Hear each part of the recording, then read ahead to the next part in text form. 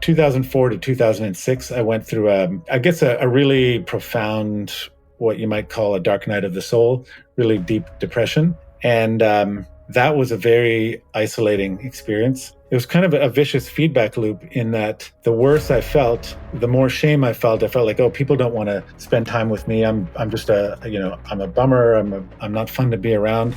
And so I just kept isolating myself further, which made me feel worse. And it was just a really tough loop to get out of. Hadn't really thought about harming myself until this one night, and I woke up in the middle of the night in this just deep panic attack, and just my whole body shaking, and this voice that had been running in my head telling me life is awful, it'll never get better again, life is just terrible. It was at a fever pitch, and it was kind of screaming at me, and I was kind of huddled, and my whole body was shaking, and I just thought I can't handle a night of this, let alone a whole lifetime. And then thoughts started turning to, okay, well, there's only one way out of this. If I'd had access to something to end my life, I might have.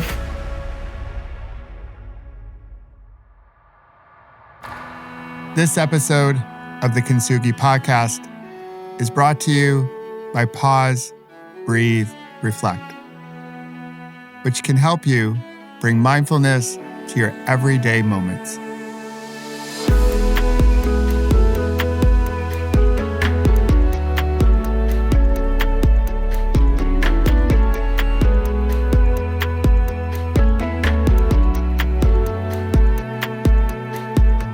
Hey there, it's Michael, and this is the Kintsugi podcast. Connection. In today's world, we all thirst for it. We hunger for belonging. We all want to feel heard and seen and loved. We want to feel connected. This is the Kintsugi spirit.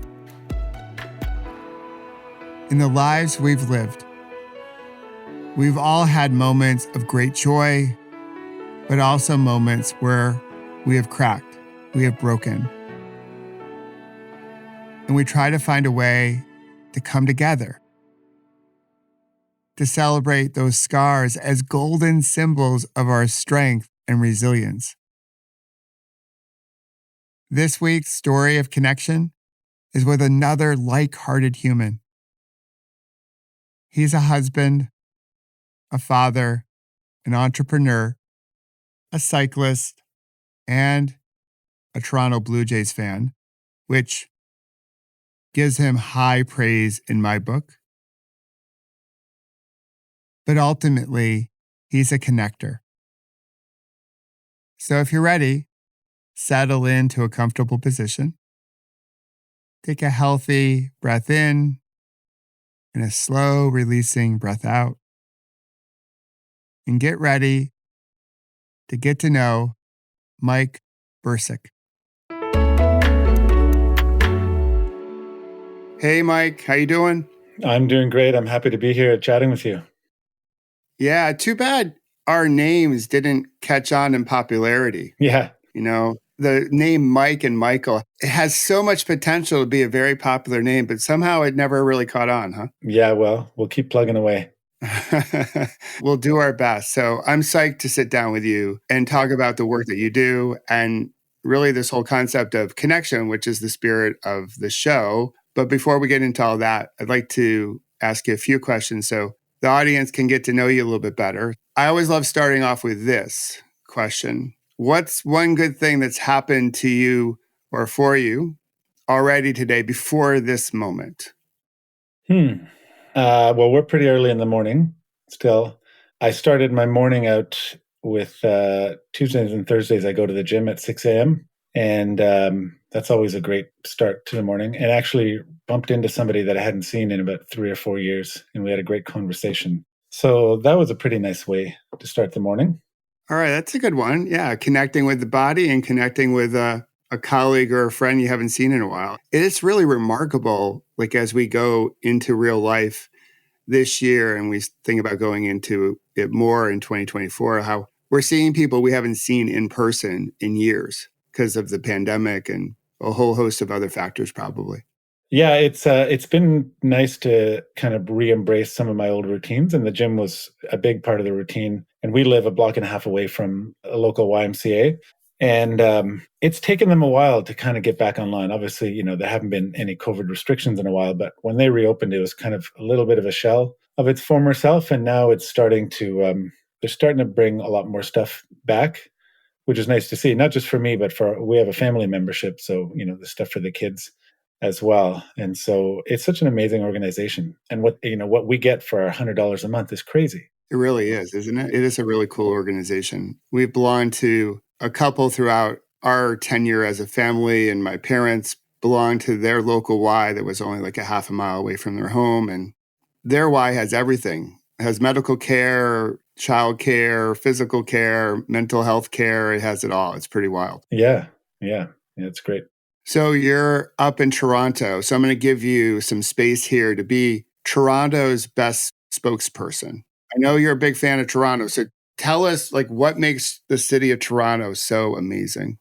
I'll qualify this by saying from May through October, Toronto is the best city in the world. It drops a few spots on the list from November to April, in my estimation. Winters can be a little bit hard here.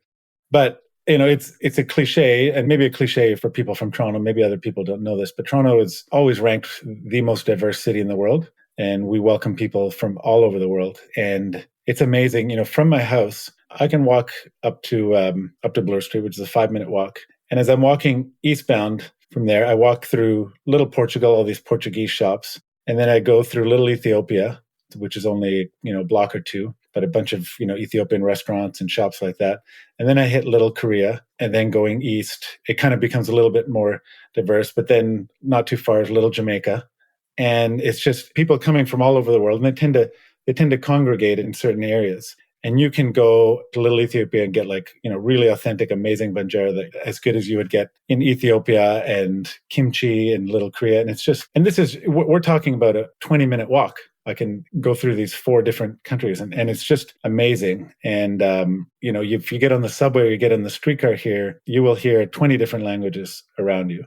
And it's just such a diverse basket of people and cultures. And then together co-creating, this global culture in the city. And that's pretty amazing. And then each of these cultures contributes their festivals, their traditions, all this stuff that generally they're quite welcoming to people from outside that culture to come and experience it. Right. And so, especially in the summer, everything comes alive. There's patios everywhere. There's festivals everywhere.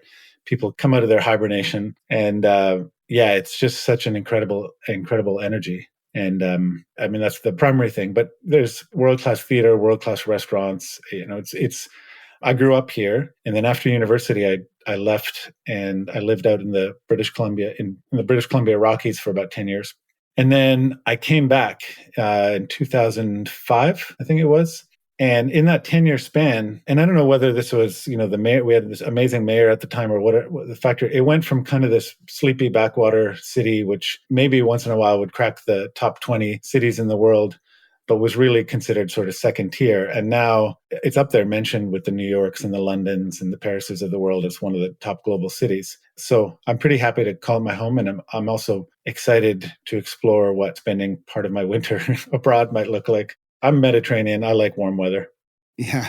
Well, Toronto is definitely not going to give you warm weather during the winter. So I'm not sure if you know this, but I grew up on the other side of the pond in Rochester. Okay. Yeah. The pond being Lake Ontario. And you happen to be speaking right now with America's chief Toronto Blue Jays fan. Oh, nice. I've been a fan since day one. So I'm hugely invested in the city of Toronto. And so as the Blue Jays go, so goes my summer and my mood. Yeah, it's maybe a little bit too soon, but my heart is still a little bit broken from this season. I was expecting more. Yes, I can't wait for next year. That's sort of like my mantra. So next year's our year. We're going to do it next year. Yeah. Well, try being a Maple Leafs fan.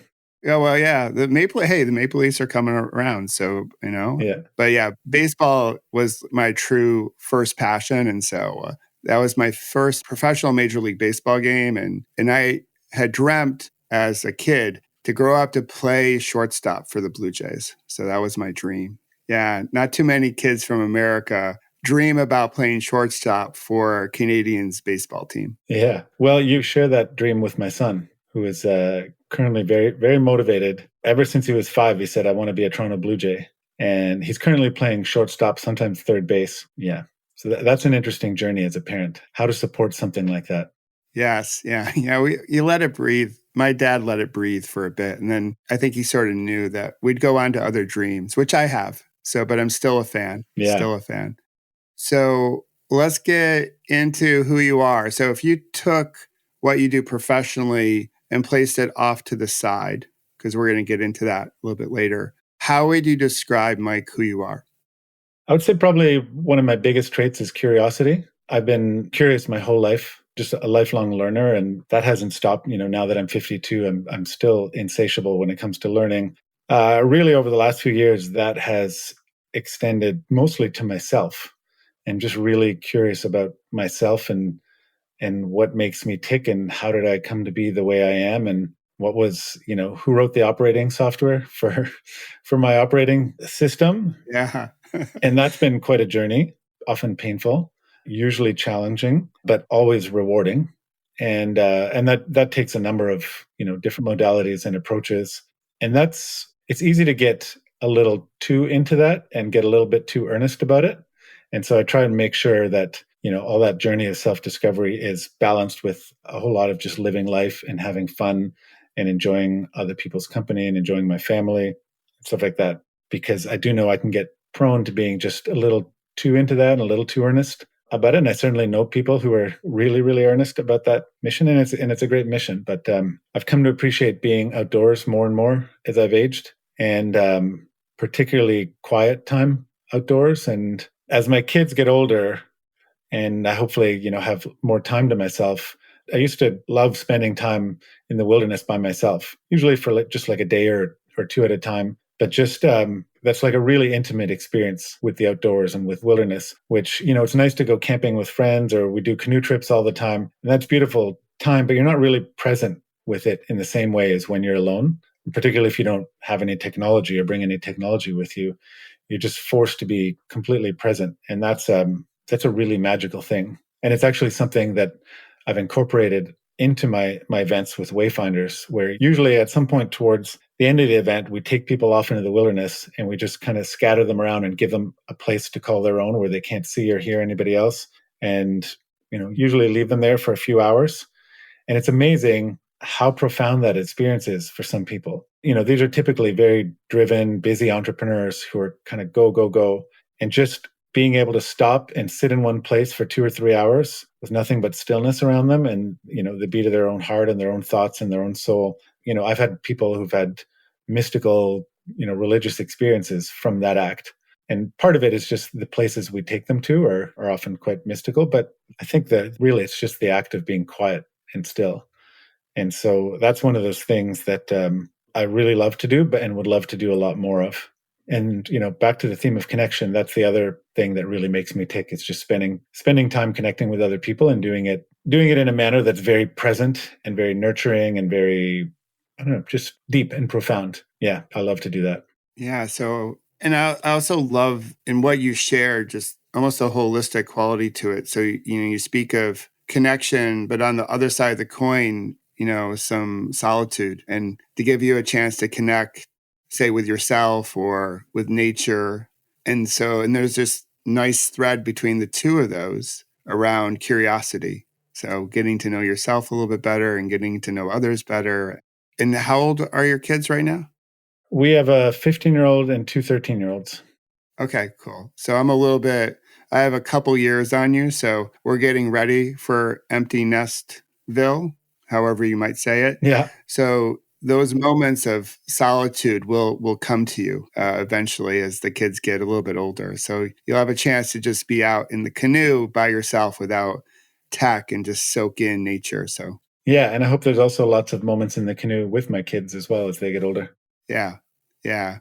So that's a good balance. We get to have vacations or holidays with them. And then there's also a little bit of extra time just to be still and be quiet, which is really cool. So one last question as, we dive in and get to know you better. Is there something that your parents or a parent said to you or maybe did when you were younger that is still with you today and it influences how you show up today? Maybe if I can, I will use one from each parent. Sure, yeah. My dad also loved the outdoors, and he used to take me to this provincial park north of about 4 hours north of Toronto called Killarney Provincial Park. Most beautiful park in Ontario. These beautiful clear lakes and beautiful mountains, and so we used to go there every summer for about 2 or 3 weeks.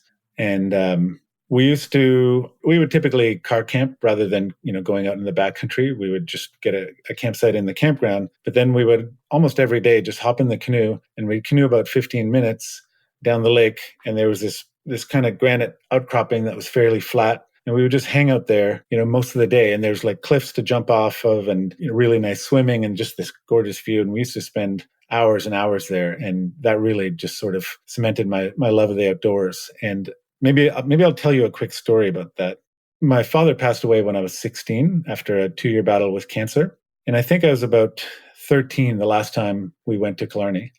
And we paddled out to our rock one day, and there were some other people on there. And so we had to go find another spot to spend the day. We paddled back there the next day and got to the site, and there was a bunch of garbage all over. My father was livid. People were just selling this beautiful place, and he grabbed a rock and he carved it into this granite, "Take your garbage with you." And he got sick soon after that, and we never went back to Killarney.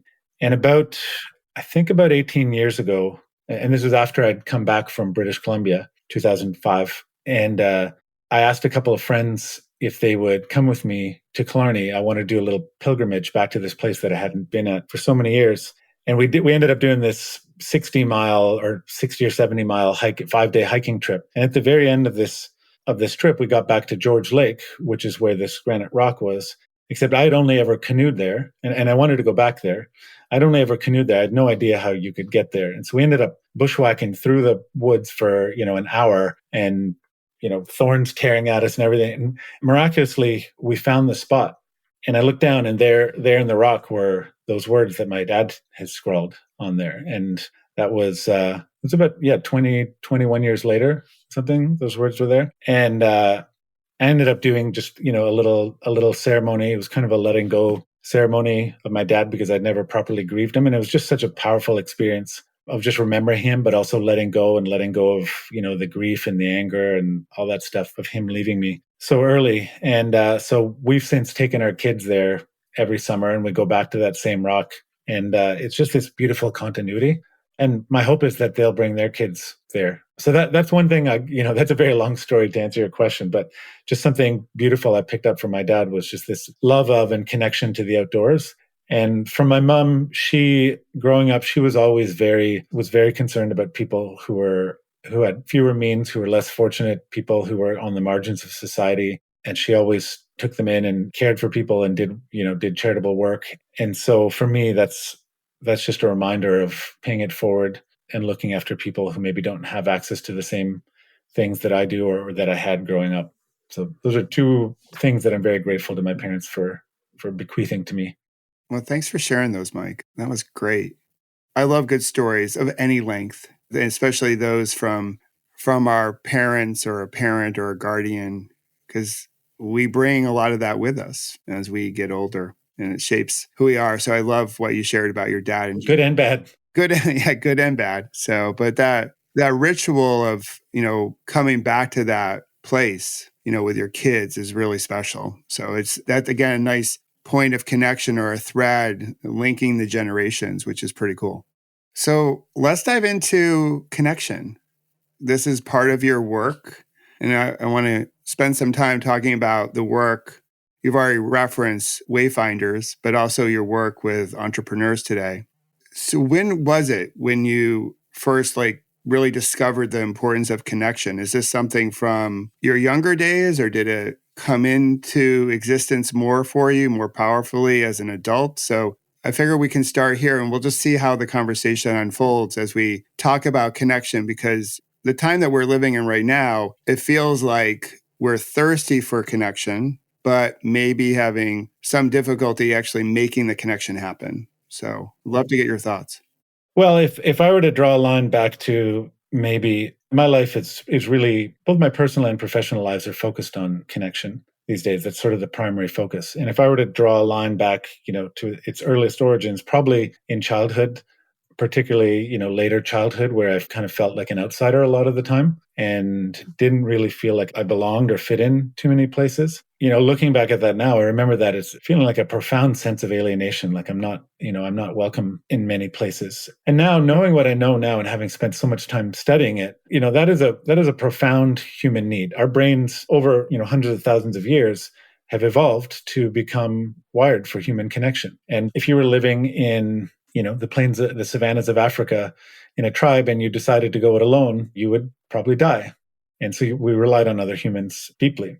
And all of our neurochemical circuits became wired for that. And our brains haven't really changed that much since those days. Anyway, so that was a profoundly painful experience growing up. And it wasn't until I got to university that I really felt like a sense of belonging somewhere. And then when I moved to British Columbia and finding those places, and I can still access that, even though I live a very connected life, I can still access that feeling and I can empathize with that feeling of being really disconnected, of not having places where you feel like you belong and not having those true, deep, intimate connections. The other touch point is from 2004 to 2006, I went through, a really profound, what you might call a dark night of the soul, really deep depression. And that was a very isolating experience. It was kind of a vicious feedback loop in that the worse I felt, the more shame I felt. I felt like, oh, people don't want to spend time with me. I'm just I'm a bummer. I'm not fun to be around.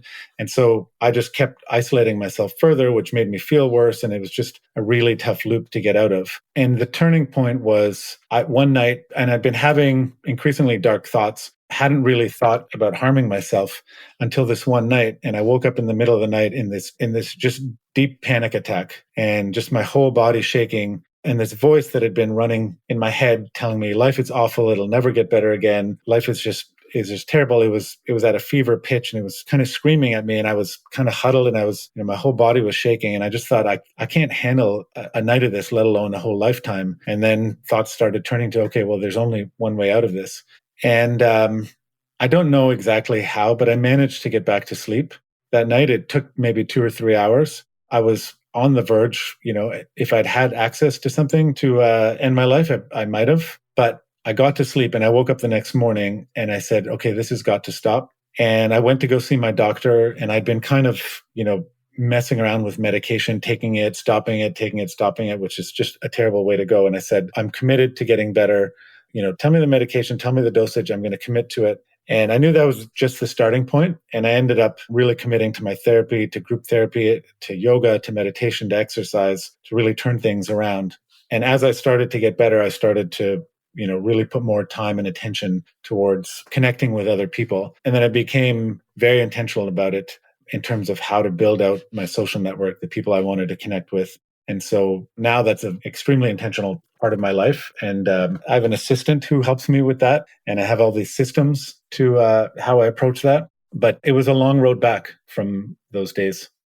I appreciate you sharing that, Mike. So I think we all go through dark moments of one degree or another. So as you were sharing your early days of not fitting in, I could relate. I could feel it in my body, just not feeling like I fit in anywhere. You're trying to find, my language would be, as a cyclist, I'm trying to find my Peloton, although I didn't have that language back then when I was in middle school or in high school. Growing up, were you a shy kid? Would you describe yourself as shy? Yeah, I was an only child. I was a child of immigrants. And back then, Toronto wasn't, even though I'm Caucasian, I still felt, Toronto was not nearly as diverse as it is now. And it was, I went to a Catholic school. It's a very white school, and mostly, Britain, England, those countries. And so I felt a little bit of an outsider. And, now looking back on it, it seems like such a strange thing, particularly in such a diverse city as Toronto. But yeah, I was shy, and I felt I didn't belong in those circles. And now speaking out about this, about human connection and its converse, isolation and disconnection, that I think is the default experience for a lot of people. And it seems a lot of people did not have those places of belonging. maybe they had it in their home, and I see this in my kids where there's just this intense desire to be part of a group. And then at the same time, this intense need to fit in. And the problem with fitting in is you're abandoning, your true authentic self in the process to try and fit some ideal of what you think will get you accepted. And so I try to reinforce to my kids, the people are going to be drawn to you and they'll respect you more for just being yourself and being unabashedly yourself. And, the wrong people won't be attracted to that. And that's great. You don't, that's not who you want to appeal to. But the right people are just going to love it that you have that spirit and that desire to just be yourself. So yeah, finding those places is difficult. And that's my work, is creating those places where people can just show up and be completely unabashedly themselves, all their quirks and idiosyncrasies and all their struggles and challenges, and just be accepted for who they are. All right. Let's take a break. Take a full breath in and a slow releasing breath out. And relax the body as you soak up our conversation. I hope that felt good. Okay, now that we're a little bit more relaxed, can we be real? I think our morning routines, well, they've gotten a little out of control. You might not have time in the morning to meditate because you're busy doing other things like trying to get to work or getting the kids off to school. And this is where my app, Pause, Breathe, Reflect, comes in, because I built it for busy people with a whole bunch of shorter practices. So if you don't have 10 minutes in the morning to meditate, cool beans. You're human after all. But I bet you have 5 times throughout the day when you have 2 minutes to practice and let go of stress and bring mindfulness to your everyday moments. So today, download Pause, Breathe, Reflect for free and begin to stress less, sleep better, and join a community of like-hearted humans rippling something worth rippling into the world. All right, let's go back to our conversation and celebrate the Kintsugi within us all. Yeah, what I hear from that is have faith that you'll find your people, in due time. And there was something I just read actually before we came to sit down together right now. And the saying was, don't be afraid to be a Fruit Loop in a world filled with Cheerios. So, a little cereal metaphor, a little cereal wisdom. So I thought that was cute for people that know both those cereal brands. So within Kintsugi, the lacquer that brings the pottery back together is called urishi. So it's that lacquer that when it dries, it's really hard. And when it's mixed with gold, it creates those beautiful golden scar lines. So I'd love to hear from you based on your work, because this is a big part of who you are. So how does one go about forming connection, especially nowadays, whether you happen to be an extrovert or an introvert or ambivert or shy or otherwise? So in your study and your experience, how does one go about doing this? I imagine you'd say there's probably not one way, but I'd love to hear from you. And if you could share ways that you've done it that may help other people listening right now. Yeah. Well, like I said, there's so many ways about it, and I can share a few of the ways that I've gone about it. One is that over the years, I've joined many different communities. And for me, being an entrepreneur, I've joined a few different entrepreneur communities. And, I really find in those places that I'm connecting with my peers, because entrepreneurs, they're a different bunch, a neurodivergent bunch, if you will. I was just doing some writing the other day about ADHD, and I was diagnosed with ADHD last year. And as I've been researching this condition, discovering that there's some studies that point to the prevalence of ADHD in the world of entrepreneurship as high as 50%. And I'm getting a little bit off topic here, but just that entrepreneurs, it's kind of like we get each other, right? When I get in those circles. Sure thing, yeah. Yeah, it's kind of a different approach to life. And most of the entrepreneurs I know became entrepreneurs because they just couldn't fit in a regular work environment. myself included, after university, I got fired from my first 3 jobs in the span of, I don't know, 5 months. And then I said, okay, I think I'm getting the hint here. This is not for me. Time to pick a different path, Mike. Yeah, exactly. So I've joined a number of communities where I've connected with some amazing people and formed some wonderful friendships. And these days, there's so many different communities, and you can connect with people on so many levels, whether it's entrepreneurship or a love of dance or 18th century violins or whatever you want to connect with. And I've also obviously created my own community through Wayfinders. And, I've created an entire company and a fairly successful company out of that. But I also have done, things where I just host dinners, and I've hosted dinners in my home. And I used to do these taco dinners where I'd invite 4 or 5 people, and then I would pick 4 or 5 different recipes for, these kind of gourmet tacos, and we'd all sit together. And then for every course, I would, grab somebody from the table. It's like, okay, you're going to help me, make these Baja fish tacos, and then the next person. And then I would ask each person in advance. I say, pick one question that you want to ask the table. And so with each course, they would pose a question, usually a pretty thought-provoking question that would lead to some really, insightful or deep conversation. And so I find with all of my gatherings, if you can put a little bit of work into the facilitation part of it, I've had dinners where we have, actually last night, we had a little bit of a reunion for some of the people who went on my Mongolia experience. And there was 10 of us at the table, and we had a wonderful group conversation, all 10 of us, rather than, the typical dinner where it devolves into pairs or maybe threes or something like that. And you're kind of talking about just random, often shallow stuff. When you put a little bit of facilitation, and these days it's easy. You can go online and, search up like question cards or conversation cards, whatever.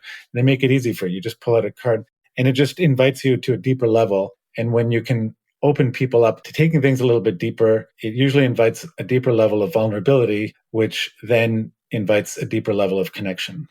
And my friend Philip McKernan has this saying that relationships move at the speed of vulnerability. And so the more you are willing to be vulnerable, the more you're going to create an opening for other people to be vulnerable. And then I'm sure you felt slightly or maybe much more stronger connection to me when I shared that story about my dad than if we were talking about the weather. So when you can create spaces and places for people to be more vulnerable than they are in their everyday life, it's not only very connecting, but it's also very refreshing, because people are tired of just, talking about endless crap.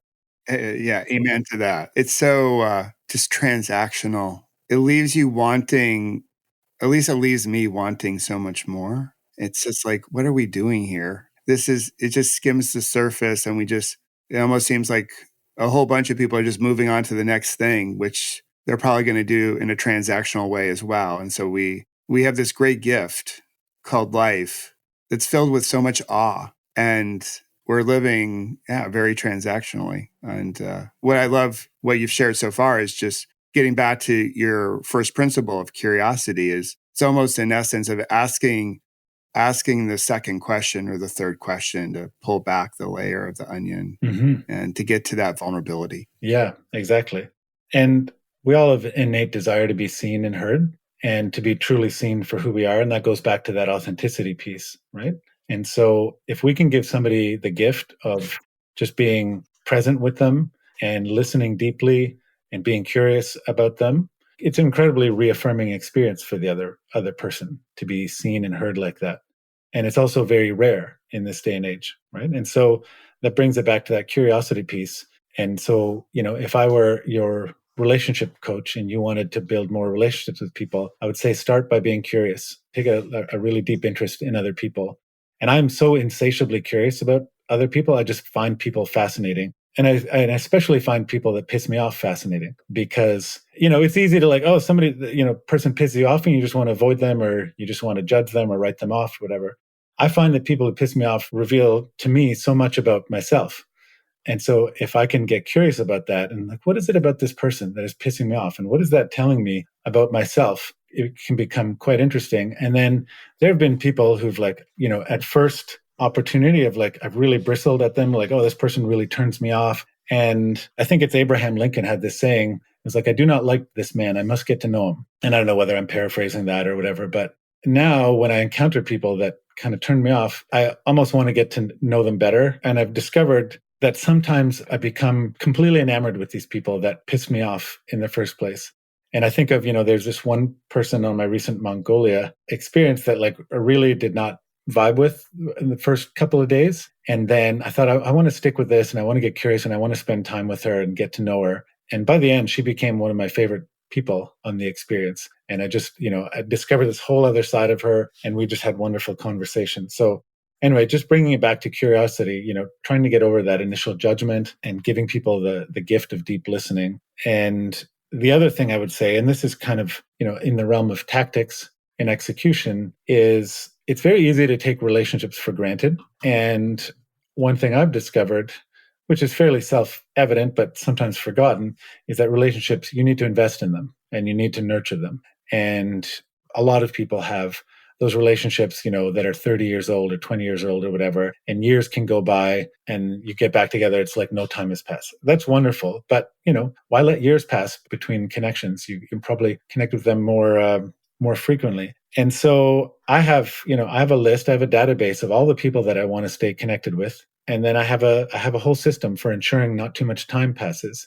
And then, now I've taken it to the next level. And my assistant, we've set up a whole framework so that, when so much time has passed, she reaches out to them and said, and then I have, I send them 3 links. One's a book a lunch with me, one's a book a coffee with me, and one's a link to book a call with me, whatever they're comfortable with. And so I'm kind of out of the whole loop. And I know some people are like, oh, high and mighty, you can't even reach out to me to schedule lunch. You got to get your assistant to do it. But I tell them, I want to spend my time, connecting with you and being fully present. And I don't want to, deal with the admin or anything like that. I want to focus on our connection, and people get that. And so that's kind of, the whole sort of ecosystem of how I approach this, whether it's connecting, being part of other groups, whether it's creating my own experiences, and it could be as simple as a dinner in my home, or creating a whole company around it, creating a whole system around connecting with people. But to me, it's the most important thing in my life is those connections. And, all the research shows that it's the number one contributor to your well-being and to your longevity. So I don't want to leave that to chance. And I think too many people approach their relationships as more of a passive thing, just kind of waiting for opportunities to come their way. And I've discovered it works better, for me at least, if I'm very active about that and intentional. Yeah, what you just mentioned, Mike, the research definitely points to it, whether it's the Harvard study or the work around blue zones, how important community is in health span and lifespan. And us guys, we don't do this whole thing of connection very well. We struggle. So I know a lot of men, once they hang up their cleats, whether they're an entrepreneur or a corporate warrior, they feel lost because they thought they had a whole bunch of connections. And nowadays with social media, you think you have a whole bunch of connections, but many of those connections don't stay with you unless you nurture them. And if you take them for granted, like anything, you will rue the day when you lose it and you want it back. What I love and appreciate about your work is obviously you're speaking to a group of humans, like-hearted humans that want to connect. That also include men, because I do think us guys need to maybe go back to school or something to learn how to connect with each other better. So we have relationships after we retire, after we don't have to work for money. Yeah. If you could share, you mentioned Mongolia a couple times, what you discovered about Mongolia or about yourself or just the whole experience. Because my hunch is that many people here in the US, maybe in Canada, but I'll just speak for my fellow Americans here, may not even know where Mongolia is.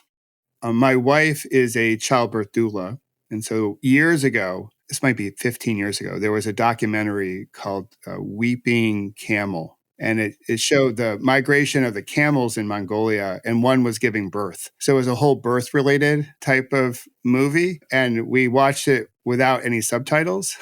So my whole experience with Mongolia is about this documentary. And I've seen some of the images you've put up on LinkedIn, to name one platform. But I'd love for you to share what you discovered about the country, maybe you discovered about yourself and the people that you were with during that trip, because it sounds absolutely amazing. We might be here a while. I have so much to say. Yeah, we'll go for it. Well, I'll answer the geographical question. So Mongolia is this massive country. It's sandwiched in between Russia to the north and China to the south, Kazakhstan in the west. This event took place in far western Mongolia. We started off about 10 kilometers from the Kazakh border. And the people in that area are all ethnic Kazakhs and they're all nomads. So they tend these gigantic herds, typically 1,000 animals or more, and they move with their animals. And so in the summer, they go up to, high ground and their animals will graze there for a while. And then the fall, they'll move. This particular family we were with, they have a fall and spring home, and then they have a winter home, which is farther down because it's a very cold region. And in a nutshell, what I do is I take groups of entrepreneurs, typically 20 to 25 people, and I take them to these, remote, spectacular places around the world. And it's equal part adventure and community building and personal growth sort of retreat, or more accurately, personal awareness. I take people through a facilitated journey of hopefully developing some self-awareness. And the reason I take people to these far-flung locations that are usually quite remote is that I found that the farther I take people from their typical day-to-day environment and the more unfamiliar it is and the harder it is to get to, the more of an environment it creates for that journey of self-awareness. Because, they've been stripped away of all the usual, their office, their titles, their usual accoutrement, and they're left with an environment that is very ripe for discovery. And so with this event was very different than anything I'd ever done. Often some of the places I've done, we stay at like a 4-star lodge, and it might be remote in the middle of nowhere, but it's a beautiful lodge. This was very different. We were in an area, vast area that was extremely sparsely populated with zero infrastructure. So what we did was we met up with a local nomad family, and we accompanied their annual fall migration to their winter grounds. And so we met them at their fall camp, and we spent 3 days with them there, just kind of learning a little bit about nomad life and helping them with, the animals and riding horses and all that kind of stuff. And then over the course of 3 days, we did about 100-kilometer, 60-mile migration down to their winter grounds. And there's, I think, about 1,000 sheep, 100 yaks, 50 horses, 3 camels, and this family and us. And so on those 3 days, we split the group up into 3. And on any given day, you were either walking to the next camp, or you were in a group that was taking down camp and setting up the next camp, or you were on horses and you were herding the animals.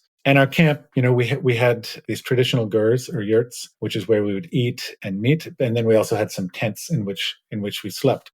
And Mongolia is the most sparsely populated country on earth. And the Western Mongolia is the most sparsely populated region of this very sparsely populated country. There's in this area of 10,000, 50,000 square kilometers, I don't know what it is, vast. There's maybe a few hundred families living there. And you have these tall mountains, but you have these vast, incredibly wide open valleys where you can see forever. And there's no signs of civilization. And just, you crest a hill and you look off into the distance and there's a herd of 1,000 animals, off in the horizon, and these beautiful mountains and just this, vast empty valley. Every time you crest a hill, it looks like the cover of a National Geographic magazine. It's just incredible. And then, maybe 2 days later, some guy will ride by with this giant eagle on his arm because he's an eagle hunter there. And it's an incredible place. I've never been anywhere like it.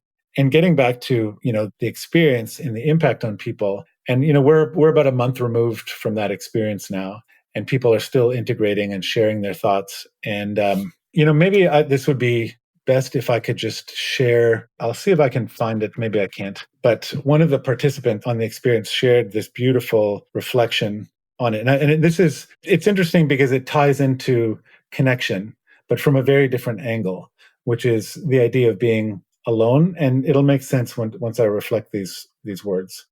I felt alone, but never lonely, a sense of empty and no thing in the vastness of it all. And yet so full of life, full of presence, full of awe, full of other humans and community, full of sun, sky, earth, mountains, snow, breath, air, the herd, beautiful food, freedom, music, play, dance, movement, adventure. And maybe most of all, wild. We were full of wild, empty of things, and yet so full of everything that felt alive. We were people whose attention was both within ourselves and also on each other. We were in the moment and present to do what was in front of each of us, not on a text, a to-do list, not in the past nor in the future, just in the right now. And as Alan taught me, I am here now in this, alone and yet not. I looked up the etymology of the word alone, from Middle English, alone, with two L's. From earlier, all un, alone, literally all one, contracted from the Old English phrase ial an, equivalent to all one. Somehow we forgot, somehow the word lost its true meaning, all one, as the original meaning intended. We were completely all one, maybe we still are. And so there's this beautiful reflection of being in this vast landscape. And people were often, on their own, particularly if they were part of the walking group, I encourage people, find some time to just go off and be by yourself and explore this landscape. And it's the most silent place I've ever been to on earth. We didn't run into a single other foreigner. We ran into maybe 3 or 4 other locals over the course of our 8 days there. We didn't see a single plane fly overhead. It was just the most silent place I've ever been. And when it's that silent, you can hear your own heartbeat. You can hear your own soul speaking to you if you stand still enough. And it was just this magical experience. She touched on that, in a lot of places, like if I'm here in my house and I'm just alone by myself and I'm with my phone or trying to distract myself or something, it's not a very nourishing experience. But there it felt like I could be on my own for days and it would be an extremely nourishing experience. And then the theme for our event was transitions and transformations. And so it was amazing to have this beautiful backdrop of this migration. And these people have been doing this migration for thousands of years and, in constant transition. And so it was a wonderful meditation on what it means to be human and what it means to be in transition, because we're always in transition, and what it means to be connected to earth and connected to each other. That's so beautiful, Mike. Thanks for sharing. And what a great essay. I could relate as I rode across the country, across America, not arriving at places as remote as where you were in Mongolia, but sections of Montana and Wyoming where I didn't see a soul except maybe cattle. It was just me and no devices, not listening to anything. It was just the sound of my bicycle and maybe the sound of the wind, two very windy places in America. But never really felt lonely, although I was by myself. I felt connected. So I love that you read that. That's beautiful. And it's amazing. The nomads know exactly where to go. So do the animals. There's no GPS. They just know within them when to go and where to go. And they sort of just follow their way, which is really cool. Well, I'll tell you about that. The very first day, so we spent 3 days up at their fall camp, and then the fourth day was the first day of the migration, and I was part of the walking group that day.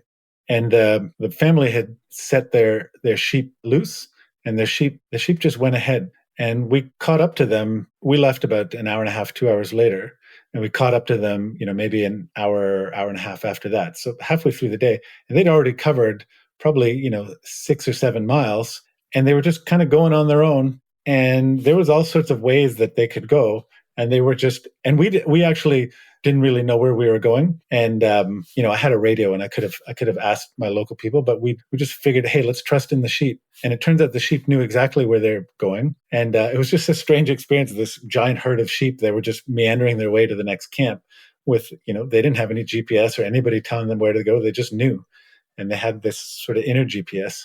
Yeah, I think we do as well. I think it might be a little atrophied, but I do think if we just got quiet more frequently, as humans, we know where to go to. But there's just so much. We live in such a noisy world that mixes up our signal and mixes up our connection with ourselves. So I love that. That's cool. Go for a win for the sheep. Follow the sheep. Yeah. A new mantra.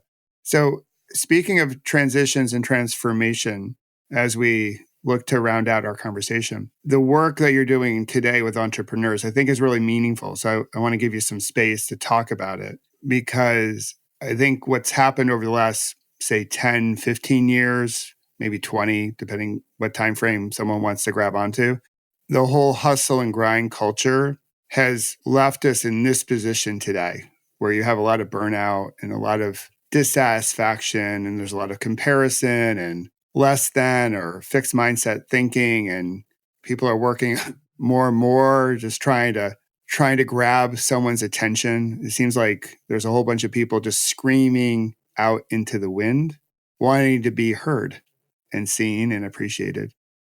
So can you share a bit about your take on entrepreneurship as we go forward, because I think it's a really refreshing look at it and a much healthier look at it. So I want to give you some space to share.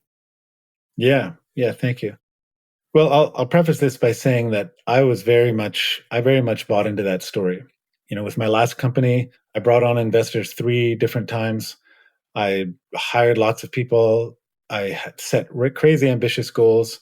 Going back to 2016, I'd set a goal of I wanted the company to be operating in 150 countries by 2021.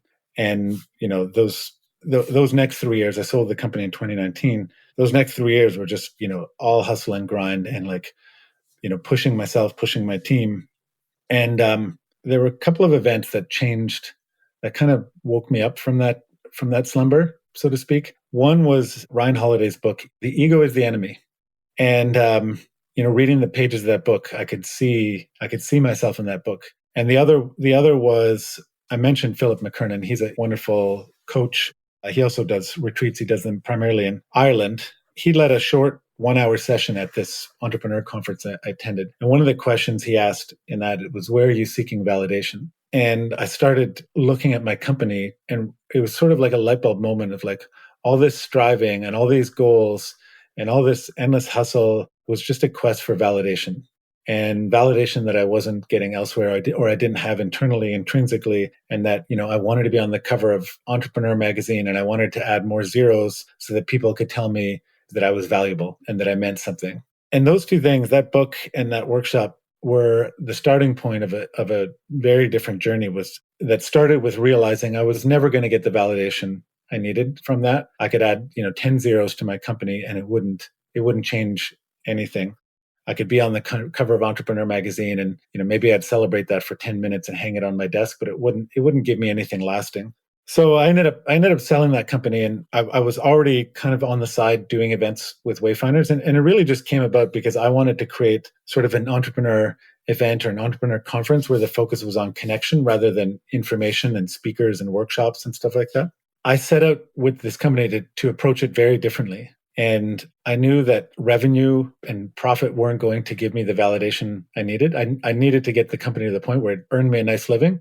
But I wanted the focus to be both on myself, my skills and my passions and what I could bring to the world, but also the value that I could bring to other people. And I've maintained that commitment, from the beginning of wanting to create really deep, profound value for other people. And that is, number one, innately more fulfilling than just chasing revenue goals.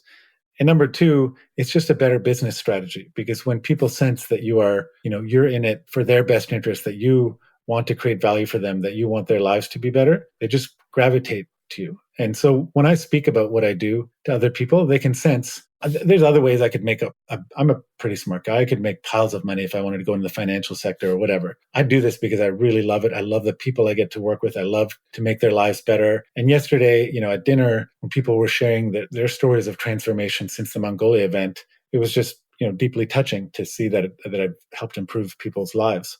And so, that remains the North Star in terms of how I approach my business. It's aligned with who I am and my skills and my soul, if you will, and that it creates deep value for other people. And if I keep those two things in the forefront, then things tend to go well.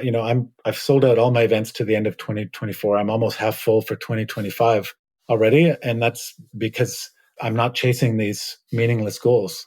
And I've also resisted the idea, I could scale the company, I could offer more events, I could do lots more things, but it's reached a level where it pays me a very nice living. I work with a small group of people that I love dearly. And, going back to the revenue and the profit thing, I maintain my focus on a profitable business, not chasing revenue growth. And I really got into trouble with my last company, just like pushing revenue. And the thing I've discovered, both myself personally and the people that I'm surrounded with, is when you put your foot on the gas hard on revenue, the expenses often outpace the revenue, and you end up growing yourself out of business unless you're careful. And then I've also discovered, how to implement systems and processes so that I don't have to work too hard. I have an assistant who handles almost everything that I don't like doing, and I focus on my zone of genius. So I'm wrapping this up into a 30-week business coaching program called the Entrepreneur's Compass. And it's the other part of it. We were chatting about this before, is that it's community based. And so everybody gets put into a cohort with 4 or 5 other people, and there's frequent connections with them. And then we have a biweekly coaching call, and it includes membership in the Wayfinders community. And so I'm trying to bring that sense of community and connection into the business coaching world, and I'm super excited about it. I love that, Mike. What I hear is just what you discovered along the way is making sure that as you approach your business or businesses, it's connected to your first principles and who you are. And going back to that young kid who didn't feel like he belonged anywhere, you've been able to create communities where there's a sense of belonging because there's a like-heartedness of the humans in it, as opposed to some other metric. You mentioned revenue or followers or what have you. So I love that comfy spot of feeling like, okay, it's this, and I feel connected and feel a sense of purpose. The Japanese might call it ikigai, a reason to get up in the morning. Ikigai, yep. I love that. So 2 questions and we'll wrap up. So this first question comes from a show that aired in the States. I'm not sure if it aired in Canada, called Inside the Actor Studio. James Lipton was the host, and he would interview actors.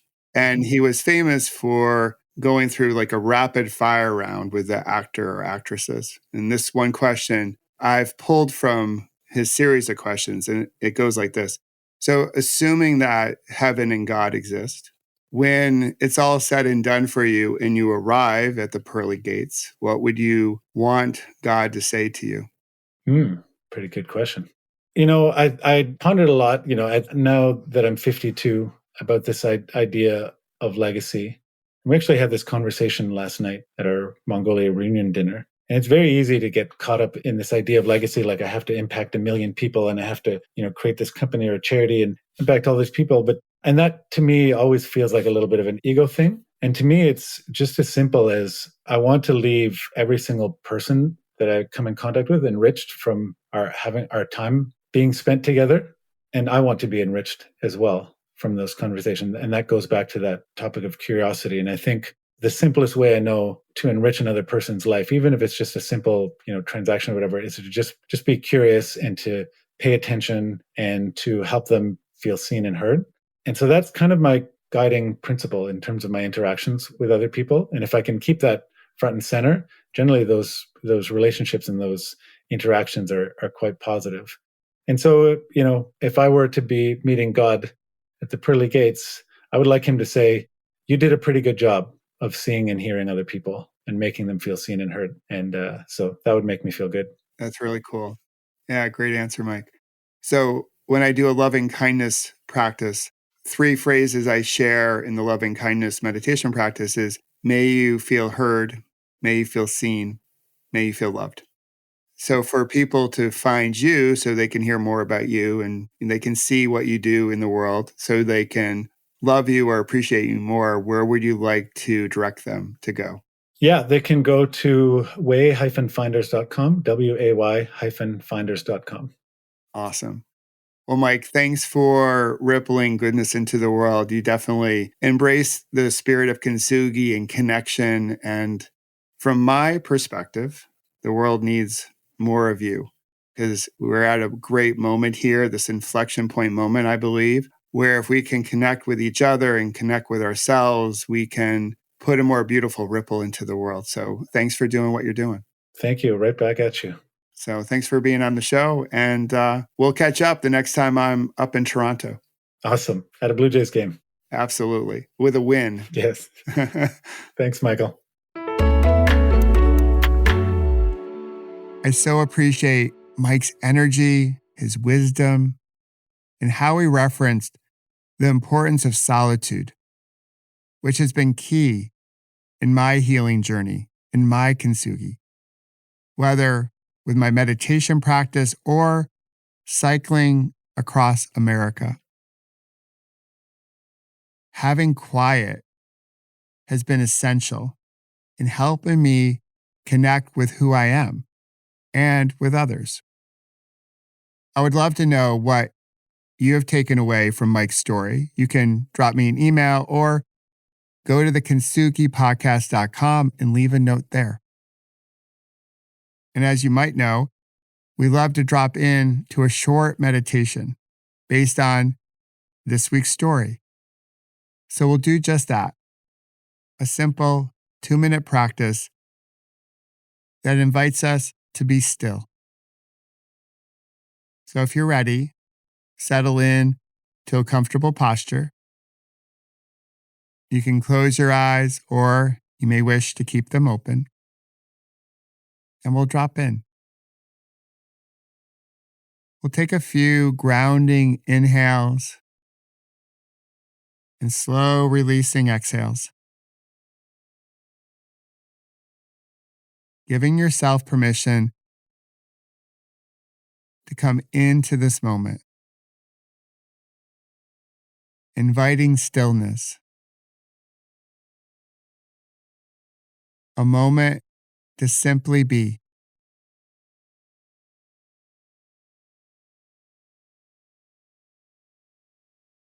And when it feels right, settle into the natural rhythm of the breath and gracefully place your attention on wherever you feel your breath.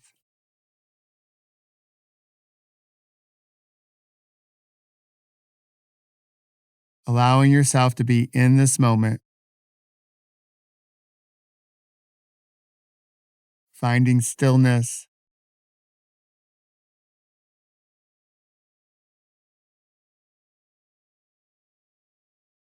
as you connect with this moment and your breath.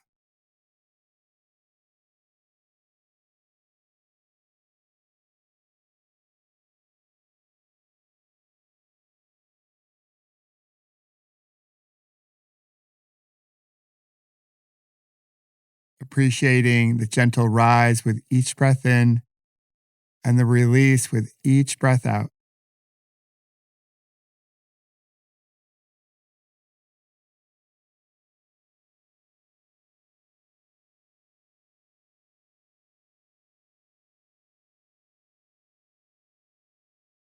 All right, nice job. When you feel ready, you can ease your attention and open the eyes and wiggle those beautiful fingers and toes. I would like to thank Mike again for giving of his time to join us and sharing his wisdom with us about the importance of connection. And I hope you'll do the same. Send Mike a note on your social media platform of choice and reach out and make a connection with him. Mike, thank you. We appreciate you. Also, I'd like to give a shout out to the like-hearted humans at SaaSpod that make the Kintsugi podcast sound so great and help it ripple into all corners of this big blue marble that we all share. And now, I want to thank you for listening and supporting the Kintsugi podcast. And if you want to go above and beyond in your support, I could certainly use a kind rating, a review, subscribing, or sharing, because it does something to the algorithm that I don't completely understand. But when you engage in this way, it helps others find our like-hearted community. If you've already done so, thank you for the extra support. And if you haven't done so yet, today might be a really good day to do so.